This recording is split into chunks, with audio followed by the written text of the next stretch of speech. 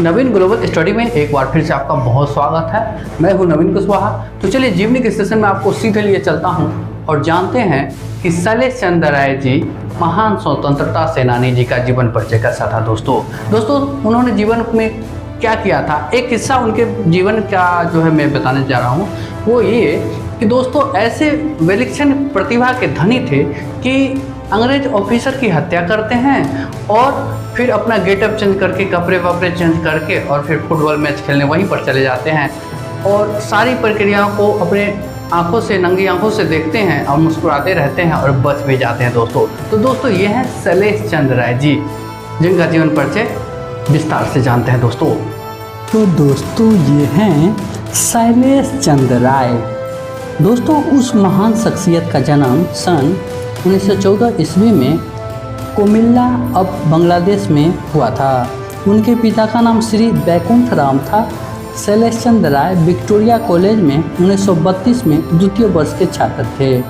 उन्होंने क्रांति की राह चुनी और शिक्षा अपूर्ण छोड़ दी। दोस्तों सूर्यसेन का साथ, वह अपने तरीके से अलग ही क्रांतिकारी थे। उन्होंने कुमिल्ला के अपार पुलिस अधीक्षक एलिसन को मौत के घाट उतारा था। दोस्तों पार्टी के अध्यक्ष सूर्यसेन ने उन्हें हुक्म दिया था कि वह कुमिल्ला के जिला मजिस्ट्रेट DS स्टीवन के क्रियाकलाप पर थोड़े दिन 24 घंटे निगरानी रखे, क्योंकि पार्टी ने उनकी हत्या करने का निश्चय किया है।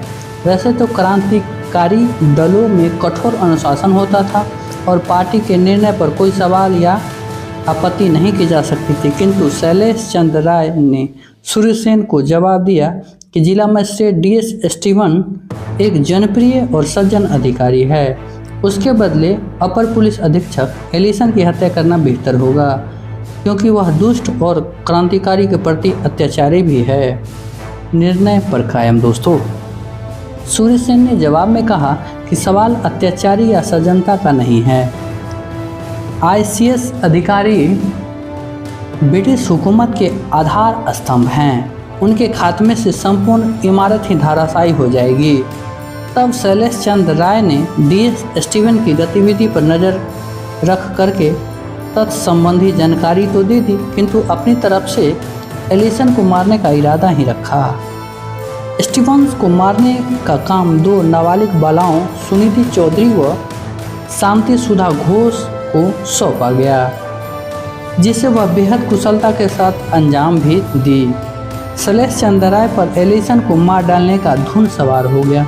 वह सूर्यसेन से कहते तो हत्या के लिए कारगर रिवॉल्वर मुहैया करवाया जा सकता था, लेकिन मौजूदा परिस्थितियों की मांग यह थी कि वह स्वयं ही हथियार का प्रबंध करे और अपने बूते ही उस कार्य को पूर्ण करे।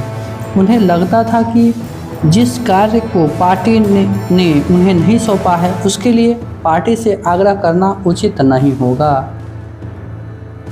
चोर बना क्रांति पथिक। दोस्तों शैलेश चंद्र पर एलिसन की हत्या का ऐसा भूत सवार हुआ कि वह इस कार्य को पूर्ण करने के मार्ग में नैतिक अनैतिक माध्यम को भी उन्होंने विचार करना उचित नहीं समझा।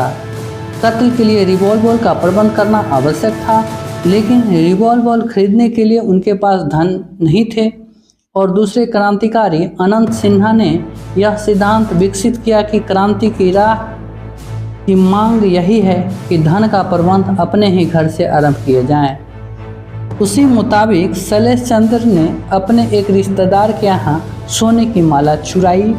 उस माला को बेचकर 150 में रिवॉल्वर खरीदा गया, किंतु रिवॉल्वर देखकर यह यकीन ही नहीं हो पा रहा था कि उससे कत्ल भी किया जा सकता है। फिर गोलियां भी ज़्यादा नहीं थी। शैलेश चंद्र को स्वप्न आते थे कि उन्होंने एलिसन पर गोलियां दागी, लेकिन वह मरा ही नहीं। अब चिंता के कारण नींद खुल जाती थी। फिर वे तमाम रात सो नहीं पाते थे, लेकिन प्रयास करने पर कोलकाता से प्राप्त गोलियां प्रारंभ हो गया। शैलेश चंद्र ने लक्ष्य भेद का अभ्यास किया। 29 जुलाई 1932 को उन्होंने अपने अनुज भ्राता क्षितेश को अपनी योजना से अवगत कराया। उसने आग्रह किया कि वह इस पुनीत कार्य को स्वयं करेगा। शैलेश चंद्र ने किसी प्रकार से उसे समझा बुझाकर मनाया कि वह कार्य बड़े भ्राता को ही करना है। कामयाबी से गोली दागी। दोस्तों मन में उमड़े हार्दिक विचार को पूर्ण करने के लिए उन्होंने एलिसन की दिनचर्या पर कई दिनों से दृष्टि जमा रखी थी।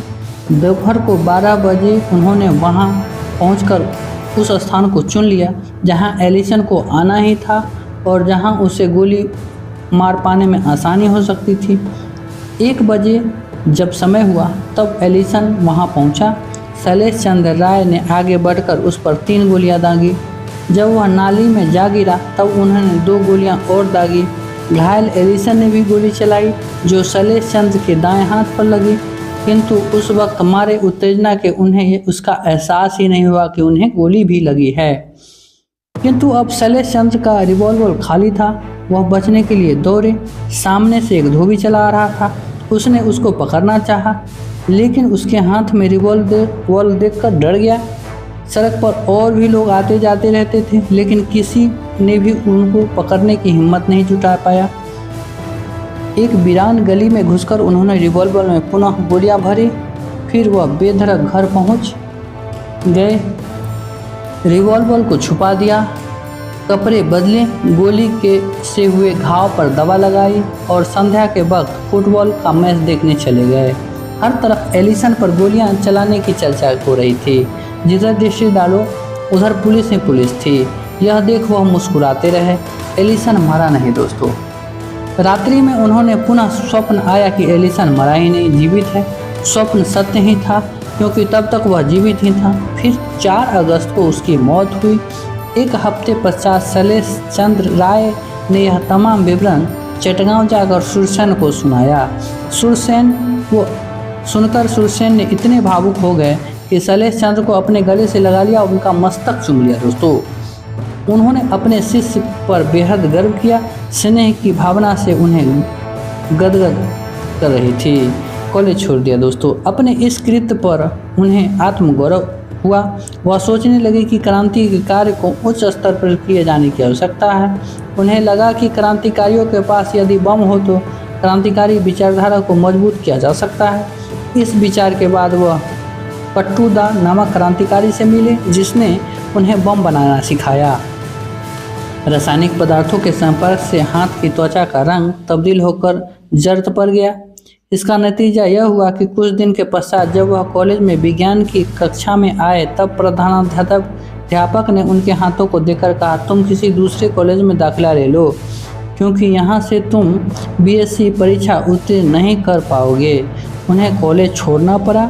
प्राध्यापक ने भी सच्चाई छिपाए रखी।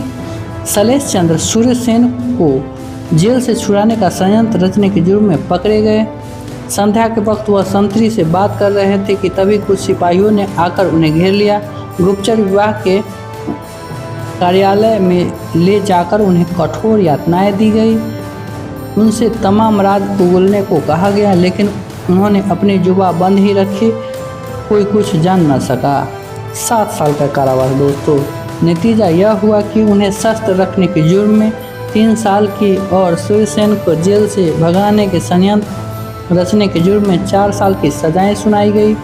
एलिसन की हत्या की बात उजागर ही नहीं हुई दोस्तों। कैद काटने के लिए उन्होंने महाराजा नामक जहाज से अंडमान की कोठरिया जेल भेज दिया गया। 11 मई 1933 की हड़ताल से पूर्व तक अंडमान की जेल नरक से भी ज़्यादा बदतर मानी जाती थी। सबसे बड़ी यातना यह थी कि प्रत्येक कैदी अपनी पृथक कोठरी में कैद रहता था। इसी कारण इसका नाम कोठरिया वाली जेल के नाम से प्रसिद्ध हुआ था दोस्तों। उस समय शैलेश चंद्र राय को ये तमाम यातनाएं भोगनी पड़ी। 46 दिन के सामूहिक अनशन व 3 क्रांतिकारियों की बलि लेने के पश्चात सरकार को तनिक सा रहम आया दोस्तों। स्वदेश वापसी। सन 1937 में 46 दिन की भूख हड़ताल के पश्चात सरकार ने तमाम राजनीतिक कैदियों को हिंदुस्तान की मुख्य धारा पर स्थित जेलों में भेजने का निर्णय किया। उसके परिणाम स्वरूप शैलेश चंद्र को भी दमदम जेल से स्थानांतरित कर दिया गया। सज़ा खत्म होने से 11 माह पूर्व ही उन्हें जेल से रिहा कर दिया गया। इसे विधि का विधान ही कहा जाएगा कि अंग्रेजी हुकूमत की विधि विभाग एलिसन की हत्या की राज को नहीं खोल पाया और इस कारण एलिसन की हत्या का इल्ज़ाम भी शैलेश चंद्र राय पर कभी नहीं लगा दोस्तों। दोस्तों, शैलेश चंद्र राय जी का जीवन परिचय आपको कैसा लगा, आप अपने उत्तर कमेंट में दे सकते हैं और अच्छा लगे तो चैनल को लाइक शेयर सब्सक्राइब कर सकते हैं। मिलते हैं नेक्स्ट वीडियो में, तब तक आप अपना बहुत ख्याल रखिए। धन्यवाद।